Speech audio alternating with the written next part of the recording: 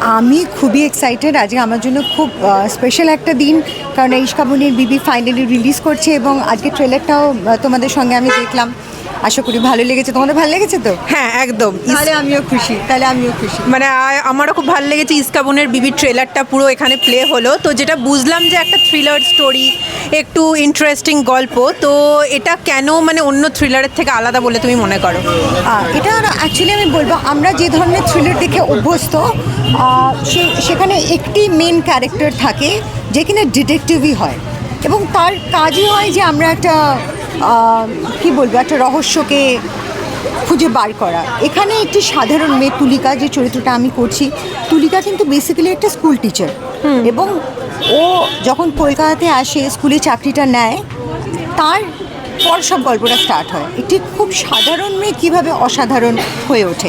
এই জন্য কমপ্লিটলি অন্য থ্রিলারের থেকে এইটা একেবারেই আলাদা একটি গল্প। একটি সাধারণ মেয়ের অসাধারণ হয়ে ওঠা এবং কিভাবে এত বড় একটা প্রবলেমকে সে সলভ করে, সেই নিয়ে গল্প।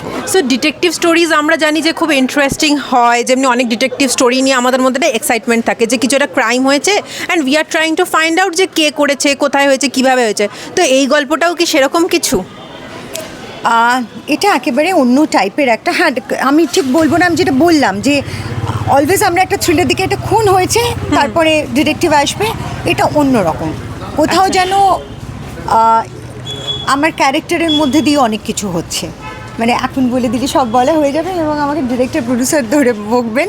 তো এটার জন্য আপনাদের প্লিজ সিনেমা হলে গিয়ে সিনেমাটা দেখতে হবে। আচ্ছা, তো তুমি দর্শকদের কি বলতে চাইবে যে এই সিনেমাটা কেন দর্শকরা দেখতে আসবে?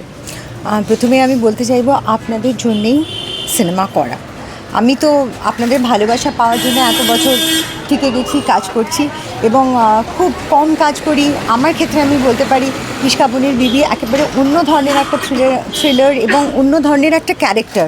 খুব সিম্পল একটা, আমার মনে খুব মানুষ রিলেট করতে পারবে তুলিকার চরিত্রের সঙ্গে।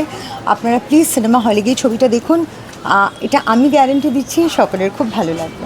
আচ্ছা, একটা ইন্টারেস্টিং কোয়েশ্চেন জিজ্ঞেস করবো। ধরো তোমরা তো অভিনয় করছো, তোমার কাছে যখন স্ক্রিপ্ট আসে, তো তখন তো তোমরা দেখে মানে ভাবো যে এইভাবে মাইন্ড সেট করবো, প্রিপারেশন নেব।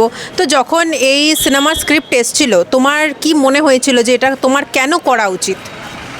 তুলিকার চরিত্রটা তো ডেফিনেটলি খুব চ্যালেঞ্জিং ক্যারেক্টার।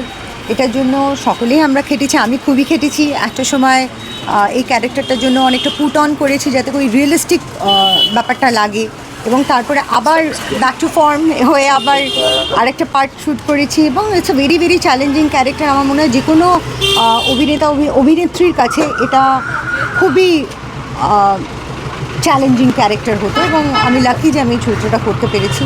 এবং আমার মনে হয় যে খুব সাধারণ চরিত্র করাটা এবং তার মধ্যে দুটো শেডস, মানে সাধারণ থেকে অসাধারণ হয়ে যাওয়া, এটা খুব ইন্টারেস্টিং জার্নি হয়।